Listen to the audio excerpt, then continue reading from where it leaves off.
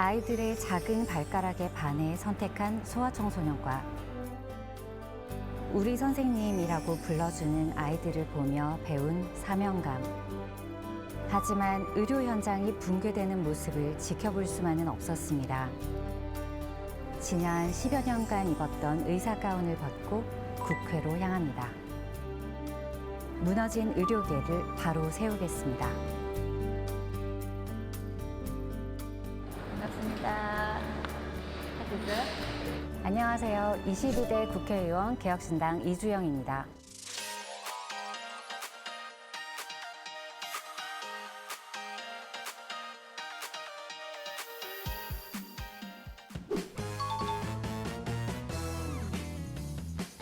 요즘 바쁘지? 더 바빠야죠.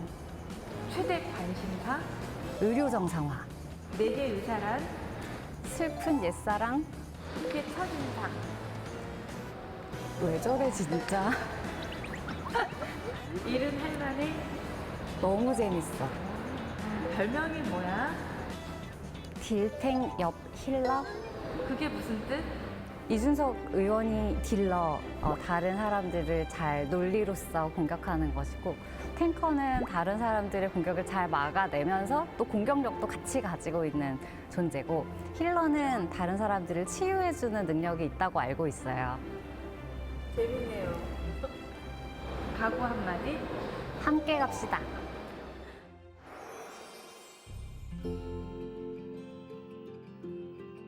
저 스스로도 정치가 처음이기도 하고, 내가 해도 되는 일인가? 잘할 수 있을까? 그래서 정말 돌덩이가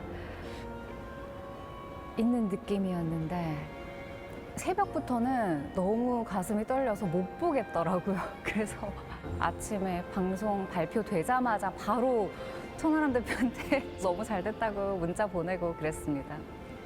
개혁신당에서 이준석 전 대표, 천하람 대표의 역할이 정말 크기 때문에 저는 이준석 의원이 당선됐던 새벽, 그리고 천하람 대표가 당선된 아침, 그 지점이 훨씬 더 저에게는 감동적이었어요.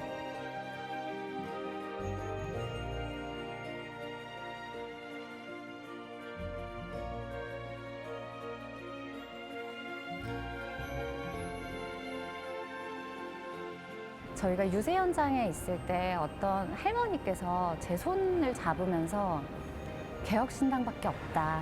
잘해라. 이렇게 말씀하셨거든요. 사실 연령대나 성별이나 모든 부분에서 저희 당을 지지한다고 알려져 있는 분들과는 좀 다른 모습이거든요. 할머니이시니까.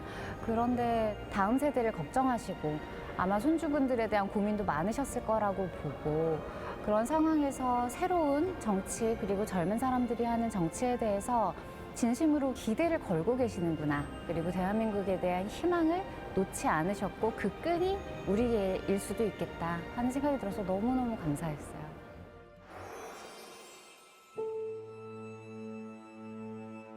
제가 초등학교 때 골프전 이런 게 있어서 종군 기자분들 뒤에서 이렇게 막 연기 솟아오르는데 이렇게 군 못 쓰시고 이렇게 취재하는 게 너무 멋있어서 종군 기자 이런 거 하고 싶다. 그런데 이제 진로가 어쩌다 보니 바뀌어서 의대를 가기는 했는데, 사실 의대를 가는 시점에서 큰 사명감을 가지고 시작하는 사람은 많지 않을 거라고 생각해요. 의학이 좋다, 환자 보는 게 좋다고 생각한 건 환자를 보기 시작한 이후였어요.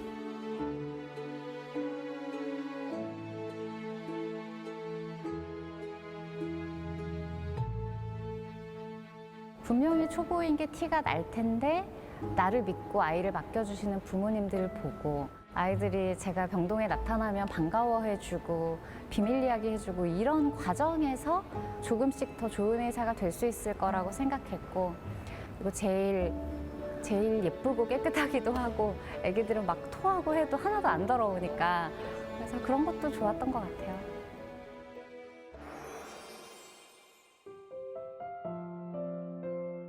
큰애가 거의 다 3살까지 아예 말을 하지 않았고, 다 5살 넘을 때까지도 사실 거의 대화가 안 됐어요.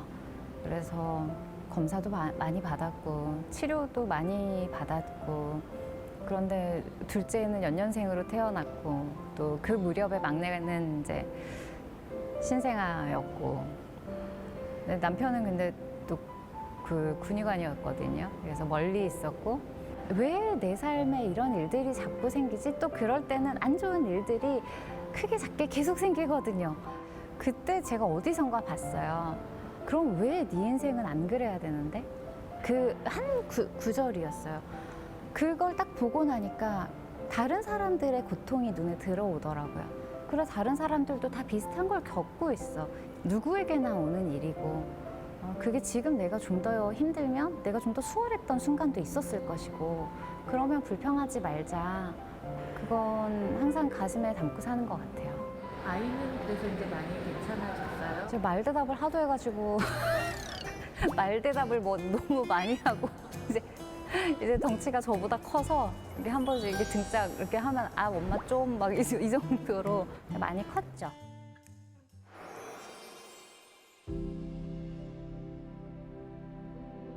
그날 24시간 근무하는데 정말 환자 한 명 보고 나가고 나면 또 울고, 간호사들이랑도 정말 부둥켜 안고 울고.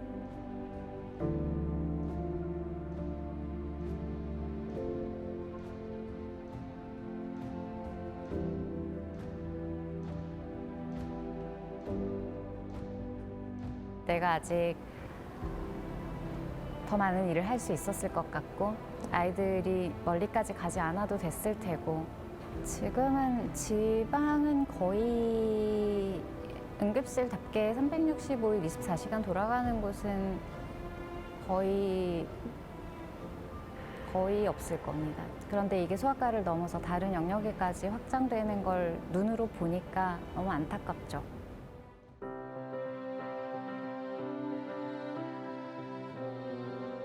처음에 연락을 받기 시작했을 때는 그냥 깊게 생각도 안 했던 것 같아요. 당연히 안 할 거니까.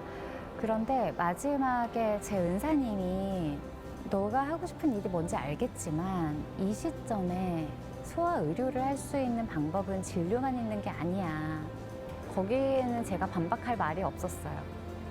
그런데 개혁신당이었던 이유는 당신이 무슨 생각을 했는가, 그래서 무엇을 꿈꾸고 있는가를 물어줬던 유일한 당이었어요. 무엇을 꿈꾼다고 말씀하셨어요? 저는 의료계의 정상화를 꿈꾸고 있고, 궁극적으로는 다음 세대가 희망을 가지고 일어나 있는 대한민국을 꿈꾼다고 말했습니다.